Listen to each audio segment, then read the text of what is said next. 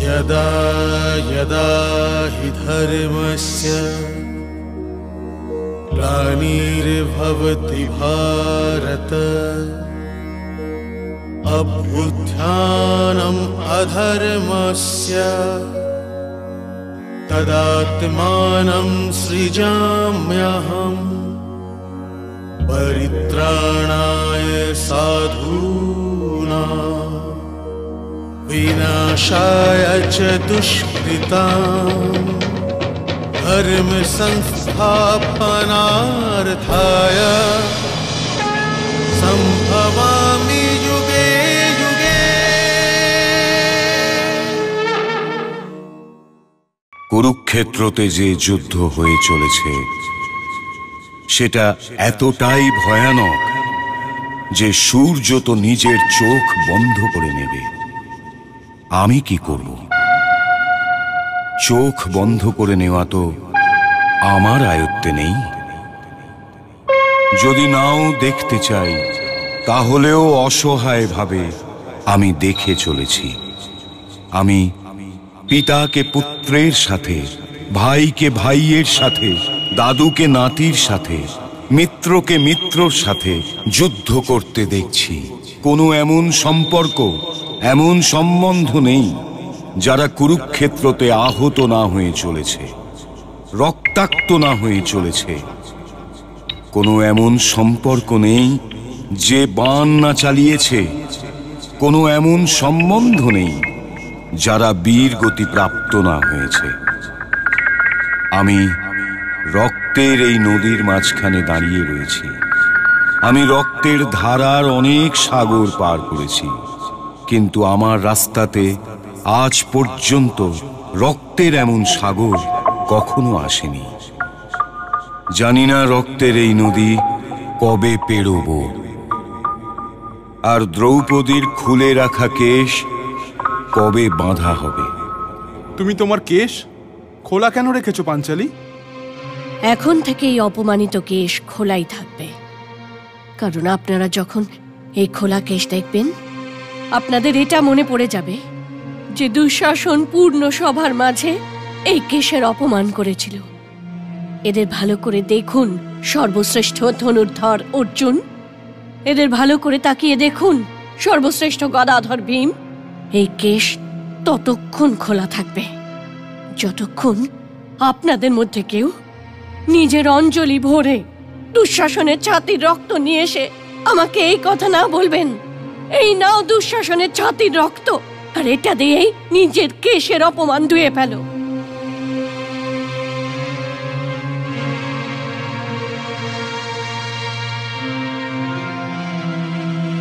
অভিনন্দন মহারানী, অভিনন্দন। আপনি আমাকে দ্রৌপদী বলেই ডাকুন মহারানী। না মহারানী, আমি তোমাকে সৈরেন্দ্রী ভাবার ভুল আগেই করে ফেলেছি। ওটা কোনো ভুল ছিল না, ওটা তো ওই সময়ের কঠোর বাস্তব ছিল। আর মহারানী, ওই দিনগুলোকে ভুলে যাওয়াই ঠিক হবে। কিন্তু আপনি আমাকে অভিনন্দন দিচ্ছিলেন কেন?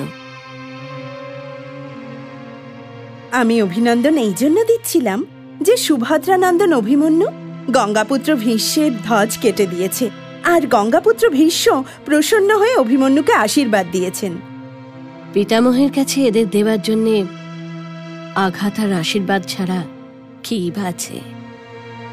কুরুবৃদ্ধ জনেদের জন্যই এই দিনগুলো বড়ই দুঃখজনক মহারানী। ওদের দিনের সূর্য গ্রহণের মধ্যে রয়েছে, আর ওদের কোষাগার রিক্ত হয়ে গেছে, আর তাতে আশীর্বাদের কিছু মুদ্রা ছাড়া আর কিছুই বাকি নেই।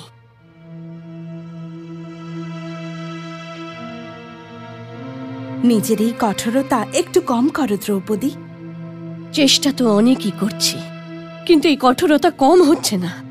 কখনো ভুল করেও আমার হাত যদি নিজের কেশের উপর চলে যায়, আগুন জ্বলে ওঠে। এমন নয় যে পিতামহর জন্য আমার হৃদয় কষ্ট পায় না, ভীষণ কষ্ট পায়। আমার ওনার লজ্জিত আর অসহায় চোখ দুটোর কথা মনে পড়ে, যা দিয়ে উনি কুরু রাজসভায় বস্ত্রহরণের সময় আমার দিকে তাকিয়েছিলেন।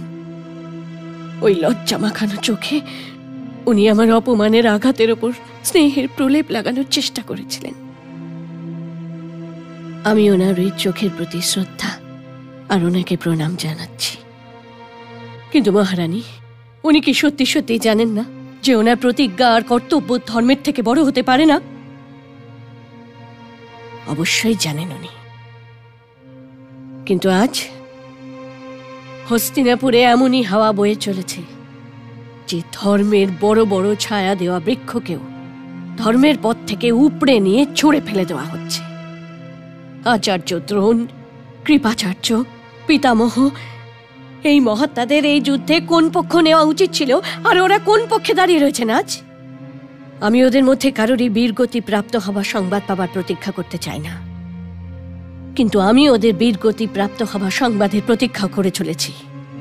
কারণ তা না হলে আমার এই কেশের জন্য দুঃশাসনের ছাতির রক্ত পাওয়া সম্ভব নয়। হে রানী, উনি আমার প্রিয় অভিমন্যুর জন্য যে আশীর্বাদ দিয়েছেন সেটা বাস্তবে আশীর্বাদই নয়, ওটা ওনার অপরাধ বোধের মধ্যে লুকিয়ে থাকা অন্তরাত্মার প্রতিবিম্ব মাত্র।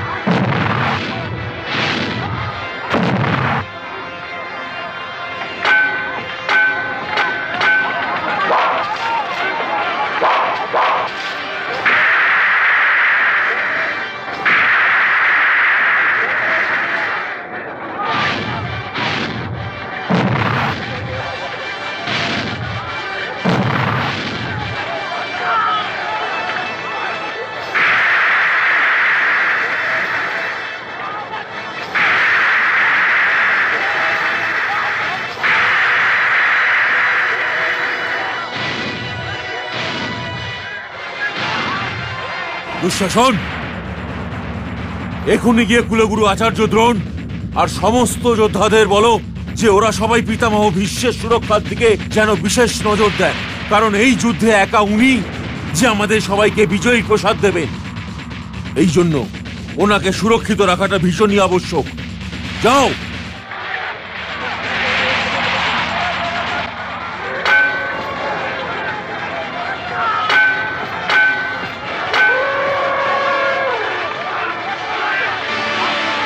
আমি তো ওই জুজুৎসুকে খুঁজে চলেছি। মূর্খ পরাজয়ের পক্ষে চলে গেছে, কিন্তু ওকে আমি বিশ্বাসঘাতকতার জন্য দণ্ড তো অবশ্যই দেব।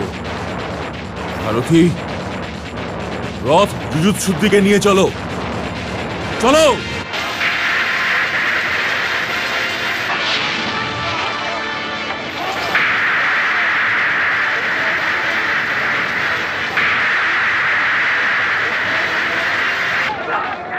মনে হচ্ছে আজ সূর্য অস্ত যাবে না।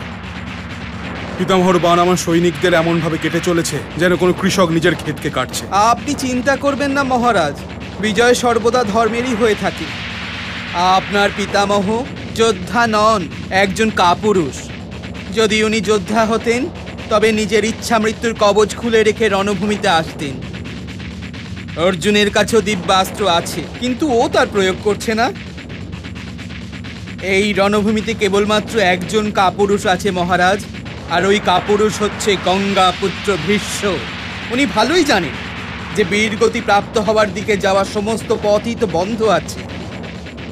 কিন্তু আপনি চিন্তা করবেন না মহারাজ, বাসুদেব গঙ্গা পুত্রের এই কবচকে ভাঙবার কোনো না কোনো উপায় ভেবেই নেবেন। ওদিকে অনেক ভিড় হয়েছে মহারথী শিখণ্ডী।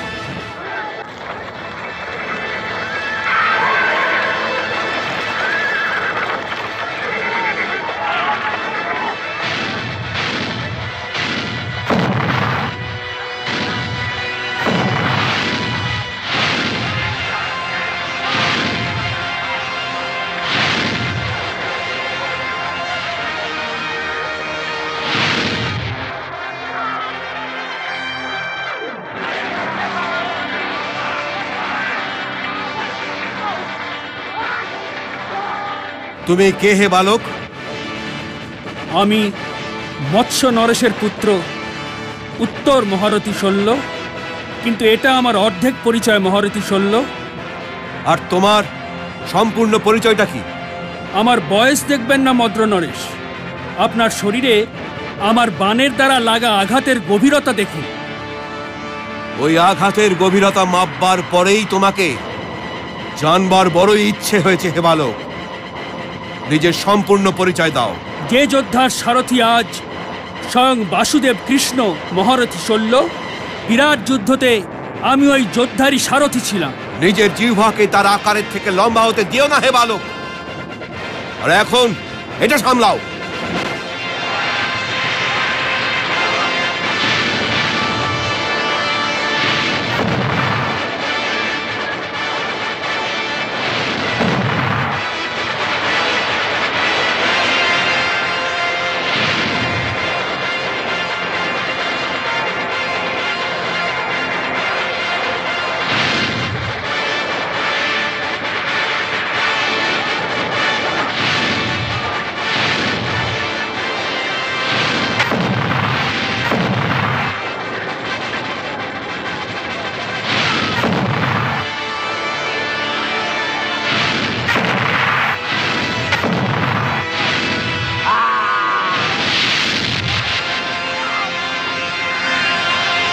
এটা আমার জিহ্বা নয়, এটা আমার বাণ মদ্র নরেশ।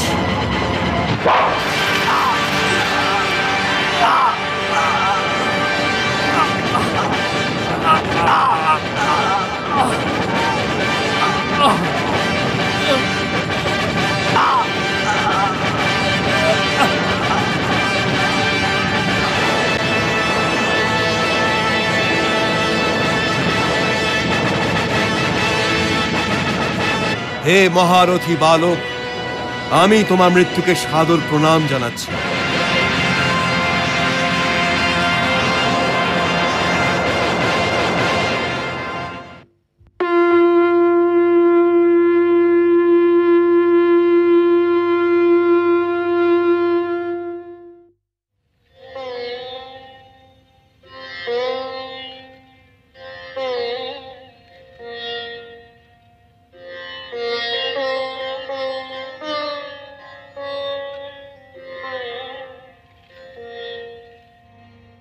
সুদেষ্ণা, আর্যপুত্র আপনি? বুঝতে পেরেছি, নিঃসন্দেহে আমার পুত্র রণভূমিতে কোনো উত্তম কার্য করে ফেলেছে, আর তাই আপনি আমাকে অভিনন্দন জানাতে এসেছেন। এটাই কারণ, তাই না? হ্যাঁ, তোমার পুত্র আজ বড়ই উত্তম কার্য করেছে সুদেষ্ণা। আমরা ওকে নিয়ে যতই গর্ব করি না কেন, কম হবে। পাণ্ডব সেনাদের কথা ছাড়ো, ওর প্রশংসা তো কৌরব সেনারাও করে যাচ্ছে। জানো তো, মহারথী শল্য আজ ওকে সাদর প্রণাম করেছেন। আন্তরিক অভিনন্দন জানাই সুদেশনা, আন্তরিক অভিনন্দন জানাই। আমি বিরাটনগরের উদ্দেশ্যে জানিয়ে দিয়েছি যে ওরা উত্তরাকে নিয়ে আসুক। এটা আপনি কি করেছেন? এটা কি ওর যাত্রা করবার সময়? সন্তান সম্ভবাও। তাতে কি হয়েছে? ঠিকই আছে। মহারথী মামার ভাগ্নে, মহারথী পিতার পুত্র, মহারথী পিতামহর পৌত্রকে রণভূমিতে জন্ম নিতে দাও। আপনি আগে ওর মহারথী মামার নাম নিলেন কেন আর্যপুত্র? ও তো সবচেয়ে ছোট। আজকের রাতেও সব থেকে ছোট নয়। আজকের রাত ওরই রাত সুদেশনা। আজও কারোর থেকে ছোট নয়। রণভূমি কুরুক্ষেত্রতে কোনো মহারথীর আকার আজ ওর থেকে উঁচু নয়। সত্যি আর্যপুত্র? একটু ওর যুদ্ধের ব্যাপারে বিস্তারিত বলুন না আর্যপুত্র।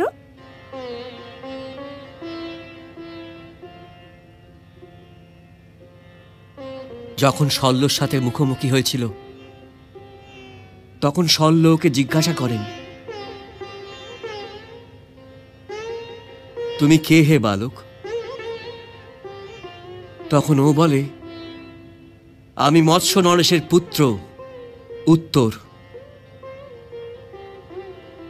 কিন্তু এটা আমার অর্ধেক পরিচয়। আপনি আমার বয়স দেখবেন না, আপনার দেহের ওপর লেগে থাকা বাণের আঘাতের গভীরতা দেখুন। হে মহারথী শল্য, যে মহারথীর সারথী হচ্ছেন স্বয়ং বাসুদেব কৃষ্ণ, বিরাট যুদ্ধতে ওই যোদ্ধার সারথী আমি ছিলাম। আর্যপুত্র? তারপর দ্বন্দ্বযুদ্ধ আরম্ভ হল। তোমার পুত্র শল্যের ছাতি ভেদ করে দেয়, শল্য তোমার পুত্রের ছাতি ভেদ করে দেয়। দুজনেই রক্তাক্ত। রণভূমি কুরুক্ষেত্রতে সমস্ত যোদ্ধা এই দ্বন্দ্বযুদ্ধকে দাঁড়িয়ে দেখছিল। সকলের চোখ দেখে এমন মনে হচ্ছিল সবাই বলে চলেছে, ধন্য আজ ওই মাতা যিনি এই বীর বালকের জন্ম দিয়েছেন।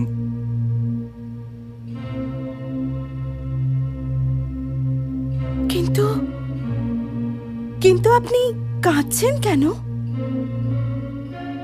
এই অশ্রু গৌরবের সুদেশনা, এই অশ্রু আনন্দের, এই অশ্রু সম্মানের ওই লিখন যা আজ আমাকে উত্তরের পিতা হবার কারণে দেওয়া হয়েছে। এই অশ্রু তুমিও বইয়ে দাও, এই অশ্রু তুমিও বইয়ে দাও সুদেশনা। আপনি কিছু লুকোচ্ছেন আর্যপুত্র, আপনি কিছু লুকোচ্ছেন। সম্মান লুকোনো যায় না সুদেশনা, লুকোনো উচিত নয়। আমি তো চিৎকার করে এটা বলতে চাইছি যে হে সংসার, দেখো আমি মহারথী উত্তরের পিতা। কাল পর্যন্ত ওর পরিচয় ছিল যে ও আমার পুত্র, কিন্তু আজকে আমার পরিচয় হলো এই যে আমি মহারথী উত্তরের পিতা। আর তোমার পরিচয় হলো এই যে তুমি মহারথী উত্তরের মাতা। আমরা ধন্য হয়ে গেছি সুদেশনা, ধন্য হয়ে গেছি। তুমি জানো রণভূমি কুরুক্ষেত্রতে কি হয়েছে? মহারথী শল্য রথের থেকে নেমে আসেন আর তোমার বীর পুত্রের সবকে প্রণাম করে বলেন, হে বালক মহারথী,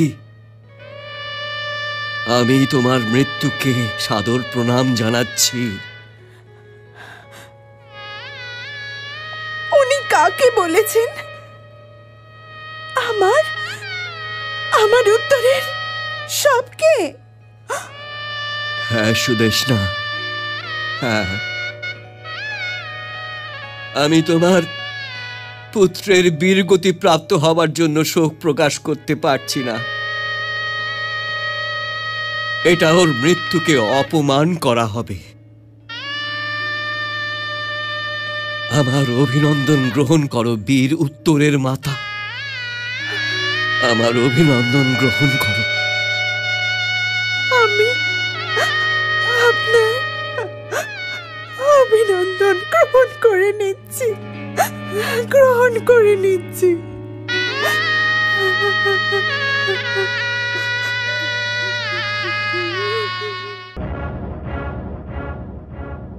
ইতিহাস এই সৈনিকদের নাম পর্যন্ত বলবে না, কিন্তু এরা পরিচয়হীন মানুষ নয়। এদের মাতা পিতারা অনেক আশা করে এদের নাম রেখেছিল। এরা তো একে অপরকে মেরে মরে গেছে। এরা না একে অপরের মিত্র ছিল আর না শত্রু। যদি এই রণভূমি ছাড়া অন্য কোথাও দেখা হতো, তবে হয়তো একে অপরের দিকে তাকিয়ে হাসত, হয়তো একে অপরকে জিজ্ঞাসা করত যে ওরা সব কোথায় থাকে, হয়তো একে অপরকে বলতো যে ওদের ঘরে কে কে আছে। এই সব দেহের উপর যমরাজ ছাড়া আর কারোর কোনো হস্তাক্ষরও নেই। কে কাদের হয়ে লড়াই করেছে আর কে কাদের হয়ে মরে গেছে, এখন এটা কেউ বলতে পারবে না। নিজের ঘরের থেকে দূরে সব দেহের এই ভিড়ের মধ্যে প্রত্যেকটা সব দেহ একলা। এই জন্য আমার এখানে দাঁড়িয়ে থাকার কোনো মানেই হয় না। তাহলে আমি অন্য কোথাও যাই।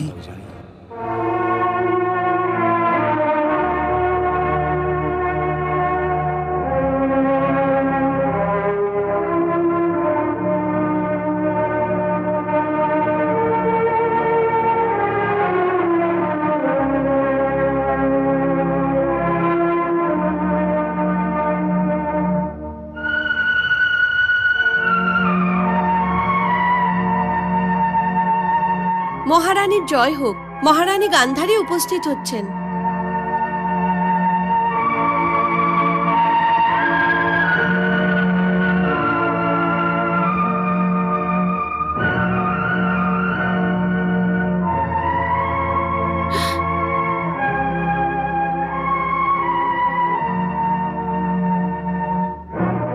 আসুন দিদি।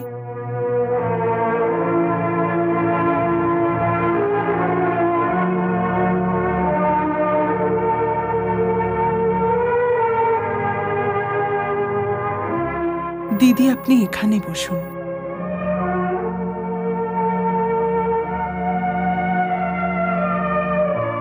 কেমন আছেন দিদি?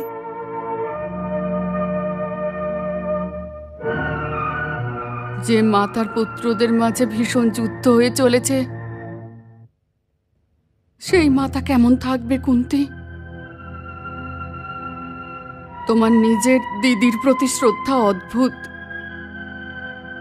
দিদি যখন সামনে আসে তখন তোমার তার কথা মনে পড়ে যায়। এমন বলবেন না দিদি। আপনি তো জানেনই যে আমি ওখানে গিয়ে জ্যেষ্ঠ স্ত্রীকে। এসবই তোমার লোক দেখানো কথা। তোমার সাথে যেমনই অন্যায় হয়ে থাক না কেন কুন্তী, কিন্তু ওটাই তোমার আসল ঘর। আর আজকাল যখন বিদুরও নিজের পত্নীকে নিয়ে বাইরে গেছে, তখন তো তোমার এখানে থাকবার কোনো তাৎপর্যই নেই। আমি তোমাকে নিয়ে যেতে এসেছি। আমাদের হৃদয় তো কোনো রাজ্য নয় যেখানে সুখ দুঃখের বিভাজন আছে। রণভূমি থেকে যেমনই সংবাদ আসুক না কেন, সেটা আমাদের দুজনের জন্যই হবে। কুন্তী, অপেক্ষার এই কঠোর মুহূর্তে, দিনে আর রাতে আমি একলা থাকতে পারছি না। আমার চোখের ওপর বাঁধা এই আবরণ আমার অশ্রু তো মুছে দিতে পারবে না। আমি ক্ষমা চাইছি দিদি, কিন্তু আমরা দুজন শুধু মাতাই নই, আমরা দুজন ক্ষত্রিয় নারীও দিদি, যাদের পুত্ররা নিজেদের মধ্যে যুদ্ধ করছে। আমি বিজয়ের আশীর্বাদ না দুর্যোধনকে দিয়েছি আর না নিজের পুত্রদের, কিন্তু বাসুদেবের সাথে যুধিষ্ঠিরের জন্য এই সংবাদ অবশ্যই পাঠিয়েছিলাম যে যেদিনের জন্য ক্ষত্রিয় নারীরা পুত্রদের জন্ম দিয়ে থাকে সেই দিন এসে গেছে। রাজভবনে তো আমার জন্য অনেক জায়গা আছে দিদি, এটা আমি ভালো করেই জানি, কিন্তু হস্তিনাপুরের রাজভবনে আমার এই সংবাদের জন্য কোনো জায়গা তো থাকতে পারে না দিদি। আর এই সংবাদকে আমি এখানে বিদুরের ঘরে একলা ছেড়েও যেতে পারি না। বিজয়শ্রীর আশীর্বাদ আমিও দুর্যোধনকে দিইনি। ও তো আমার আশীর্বাদের কবচ না পড়েই কুরুক্ষেত্রের উদ্দেশ্যে ছুটে চলে গিয়েছিল। আমি তো ওকে এটাও বলে দিইনি যেদিনের জন্য ক্ষত্রিয় নারীরা পুত্রদের জন্ম দেয় সেই দিন এসে গেছে। লাক্ষাগৃহ, দূতক্রীড়া আর দ্রৌপদীর অপমানের কথা মনে করে আমার জিহ্বায় গিঁট বেঁধে দিয়েছিল। কুন্তী, যদি পারো তো আমার পুত্রদের ক্ষমা করে দিও। দুর্যোধন মনের দিক থেকে খারাপ নয়, কিন্তু ওর চোখের উপর ওর অহংকার আর ওর জেদের আবরণ বাঁধা রয়েছে। ও নিজের পিতাশ্রীর নেত্রহীনতার আসল উত্তরাধিকারী। পিতামহ, আচার্য দ্রোণ আর কৃপাচার্য, এনারা সবাই জ্যেষ্ঠশ্রীর নেত্রহীনতার উত্তরাধিকারী নন দিদি। দ্রৌপদীর বস্ত্রহরণের আদেশ দুর্যোধন তো দিয়েছিল না। হস্তিনাপুরের দুর্বল আর লাঞ্ছিত রাজনীতি আর তার নিহিত স্বার্থ দিয়েছিল দিদি। দুর্যোধন তো এই কলঙ্কিত রাজনীতির কেবল একটা প্রতিবিম্ব।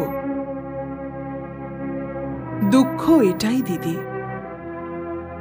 এই ময়লা রাজনীতিকে ধোয়ার জন্য রণভূমিতে রক্তের এক সরোবর বানাতে হবে। আর দিদি, ওই সরোবর আমার আর আপনার পুত্রদের রক্তের হবে।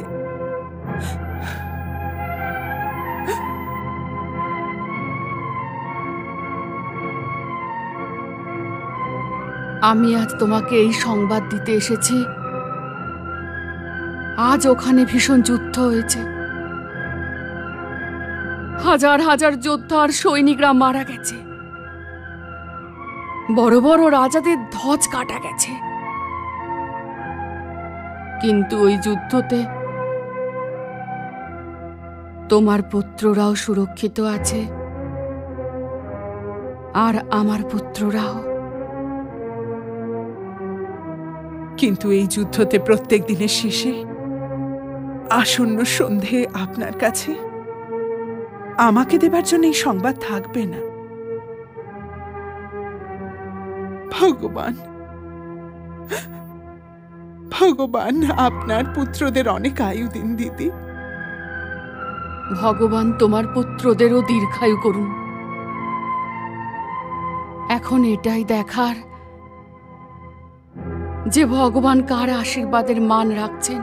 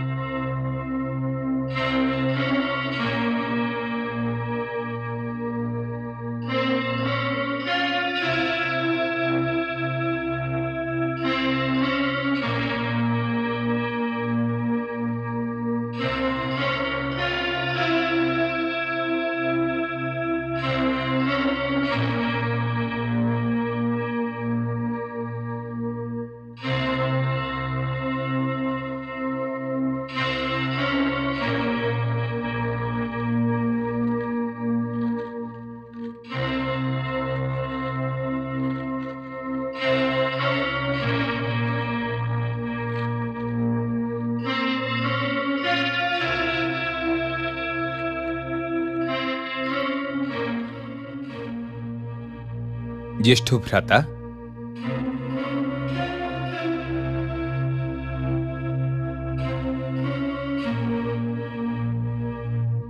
শবের সংখ্যা আহতদের সংখ্যার থেকে অনেক বেশি। তবে কাল কি হবে বাসুদেব? রাজবংশ আর রাষ্ট্রকে সাধারণ দিনের তুলাদণ্ড দিয়ে মাপা উচিত নয় সম্রাট যুধিষ্ঠির। ইতিহাসের দিন এই দিনের থেকে অনেক বড় হয়ে থাকে। তাই কালকের কথা বলবেন না। আর যুদ্ধে আঘাত গুনবেন না, এবং সবও নয়।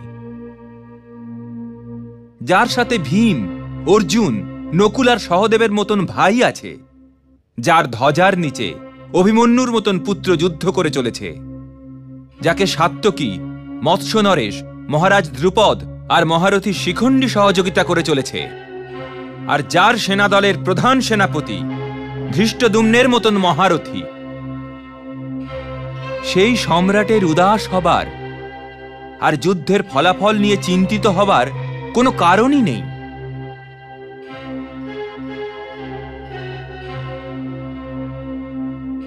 আজ এই যুদ্ধ সমাপ্ত হয়ে যায়নি। আজ তো এই যুদ্ধ আরম্ভ হয়েছে। একদিন এই যুদ্ধ সমাপ্তও হয়ে যাবে, কিন্তু এটা নিশ্চিত এই যুদ্ধ আপনার বিজয়ের পরেই সমাপ্ত হবে জ্যেষ্ঠ ভ্রাতা, আপনার বিজয়ের পরেই সমাপ্ত হবে। এই জন্যে চিন্তা করবেন না, আর সূর্যের উদয় হবার জন্য প্রতীক্ষা করুন।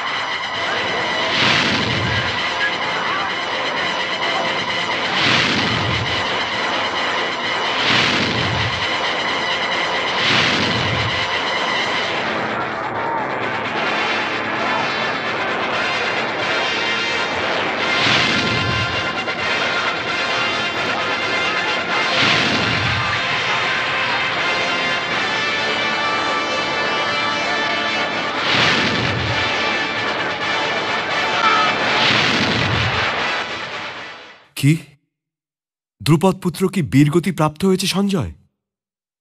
মনে তো এটাই হচ্ছিল মহারাজ, কিন্তু কুন্তিপুত্র ভীম ওনাকে বাঁচিয়ে নিয়ে গেছেন। জ্যেষ্ঠ তাতশ্রীকে দেখো। জানি যে এই যুদ্ধতে কেবল ওনার প্রতিজ্ঞায় অংশ নিয়েছে, আর স্বয়ং উনি রণভূমিতে নেই। তবু যতক্ষণ উনি আছেন ততক্ষণ মনে ভরসা আছে। উনি অনুজ পুত্রদের মতন আমার পুত্রদেরও কোনো ক্ষতি হতে দেবেন না। হে সঞ্জয়, সর্বনাশ আর আমার মাঝে ওনার আশীর্বাদ ছাড়া আর কিছুই বাকি নেই। দেখো সঞ্জয়,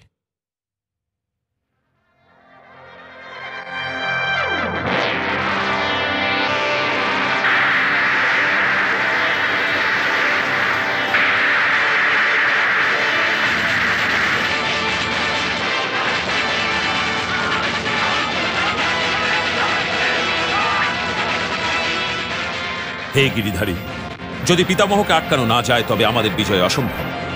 আর যদি বিজয় পেয়েও যায় তবে আমরা সবের এই ভয়ঙ্কর বনের মধ্যে একলা দাঁড়িয়ে থাকব।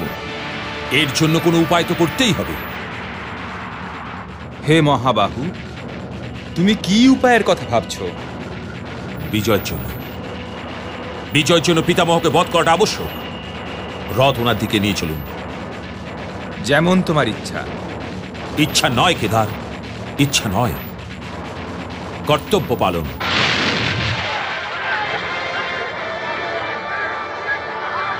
নাও পার্থ, এই বাণের দ্বারা পিতামহ তো তোমাকে আশীর্বাদও দিয়েছেন আর তোমাকে স্বাগতও জানিয়েছেন।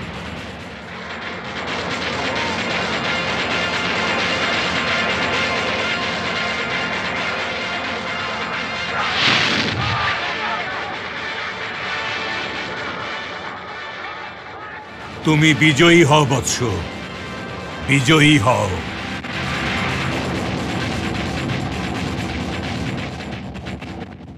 হে ভরত শিরোমণি, হে পিতামহ, আমার যুদ্ধ আপনার সাথে নয়, অত্যাচারের সাথে, অন্যায়ের সাথে, অন্ধকারের সাথে, অসত্য আর অধর্মের সাথে।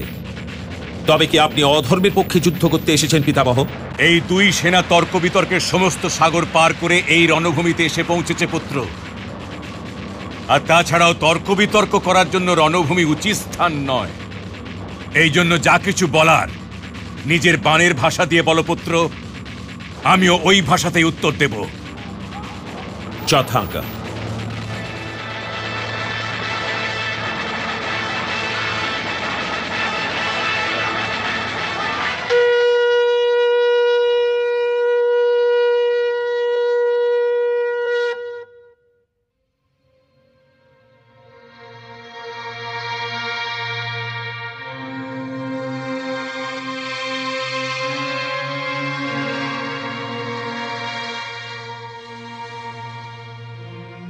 এ তো ধনঞ্জয়ের শঙ্খ। হ্যাঁ, মনে হচ্ছে কোনো ভয়ঙ্কর দ্বন্দ্বযুদ্ধ হতে চলেছে। হয়তো দুর্যোধন আর অর্জুনের মধ্যে। না মহারানী, ওই অসভ্য মহারথী কি করে আমার মহারথীর মুখোমুখি দাঁড়াবে?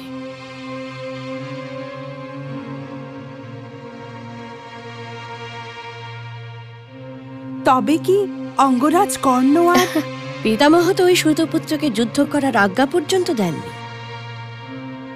ও তো এখন নারীদের মতো নিজের শিবিরে বসে এই কোলাহল শুনে চলেছে। হে ভগবান, অন্যায় শুধু আমার সাথেই কেন? আমার অসহায়তা এটা যে আমি গঙ্গাপুত্র ভীষ্মের মতন শূরবীরের বীরগতি প্রাপ্ত হবার প্রার্থনাও করতে পারবো না। কিন্তু আমি ওনার বীরগতি প্রাপ্ত হবার প্রতীক্ষা করছি। আমি পাপ করে চলেছি মহাদেব, পাপ করে চলেছি। আমার আর এই যুদ্ধের মাঝে উনিই দাঁড়িয়ে আছেন। আমার আর এই যুদ্ধের মাঝে কেবল উনিই দাঁড়িয়ে আছেন।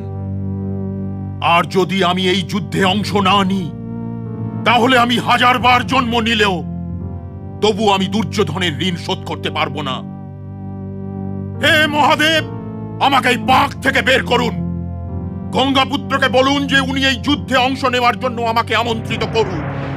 আমন্ত্রিত করুন। যুদ্ধ দাঁড়িয়ে আজ সামনে,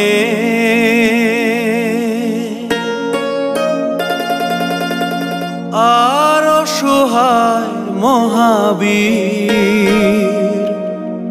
প্রতি মুহূর্তে যোদ্ধা ভাবে